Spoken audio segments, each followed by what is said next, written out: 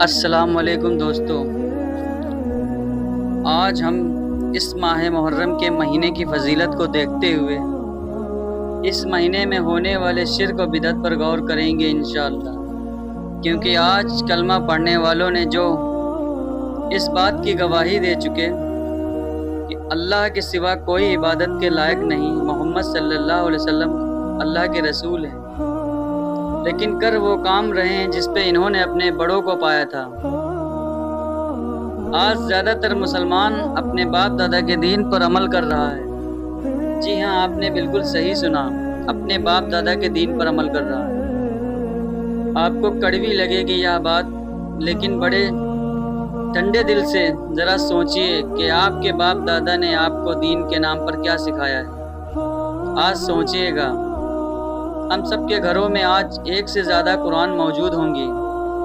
وہ قرآن جس قرآن کریم کے بارے میں خود اللہ ارشاد فرماتا ہے سورہ نمبر 2 آیت نمبر 2 میں، جس کا ترجمہ کچھ یوں ہے: یہ کتاب ایسی ہے جس میں کوئی شک نہیں، راہ بتلانے والا ہے اللہ سے ڈرنے والوں کو۔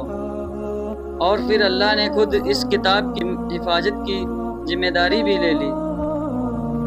اور قرآن کریم میں اللہ ایک جگہ اور ارشاد فرماتا ہے: اور جس نے اللہ کی رسی کو پکڑ لیا وہ سیدھے راستے پر لگ گیا۔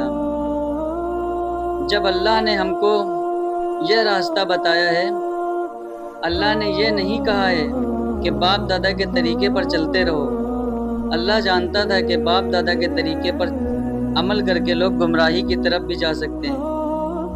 اور اللہ قرآن کریم کی سورہ نمبر 2 آیت نمبر 170 میں ایک جگہ اور ارشاد فرماتا ہے: اور جب ان لوگوں سے کہا جاتا ہے کہ جو کتاب اللہ نے نازل فرمائی ہے اس کی پیروی کرو، تو کہتے ہیں نہیں، بلکہ ہم تو اسی چیز کی پیروی کریں گے جس پر ہم نے اپنے باپ دادا کو پایا ہے۔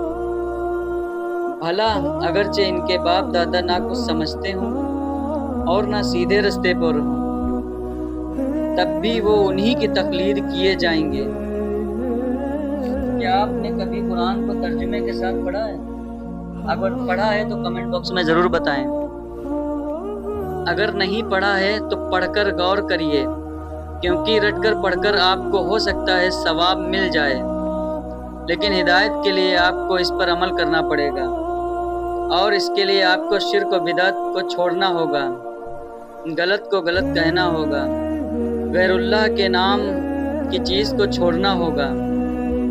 اگر اللہ اور اس کے رسول صلی اللہ علیہ وسلم سے محبت کرتے ہو، یہ جو اللہ کا مہینہ چل رہا ہے محرم، اس مہینے کی بڑی فضیلت ہے، لیکن آج مسلمانوں نے ان سب فضیلتوں کو چھوڑ کر اللہ کے مہینے میں اللہ کے ساتھ شرک کر کے اس کو دین کا حصہ بنا دیا، کیونکہ انہوں نے اپنے باپ دادا کو اسی طریقے پر پایا ہے، اور انہوں نے کبھی عقل تک نہیں لگائی۔ یہ جو ان کے آگے منتیں مانگتے ہیں، اس کو انہوں نے خود ہی بنایا ہے، اور اس کے سامنے منتیں مانگتے اور چڑھاوے چڑھاتے ہیں، اور اس چڑھاوے کو تبرک سمجھ کر کھاتے بھی ہیں۔ شرک اور غیر اللہ کے کھانے کو دین بنا دیا ہے۔ اہل بیت سے جو محبت کرنے کا طریقہ تھا، اس کو شرک و بدعت میں پہنچا دیا، اور نہ تو ان کے پاس کوئی قرآن اور حدیث سے دلیل ہے، اور اس شرک کرنے کی وجہ سے ان کے اعمال ضائع ہو رہے ہیں، انہیں پتہ بھی نہیں لگ رہا ہے۔ ہدایت کے لیے آپ کو قرآن اور حدیث پر عمل خود کرنا ہوگا۔ قرآن آپ کا ہاتھ پکڑ کر آپ کو نہیں روکے گا۔ قرآن جن گناہوں سے آپ کو روکے، آپ ان گناہوں سے بچ جائیں، اور جن کاموں کو کرنے کا حکم دے آپ وہ کام کریں، تبھی آپ کا ایمان قرآن پر ہے۔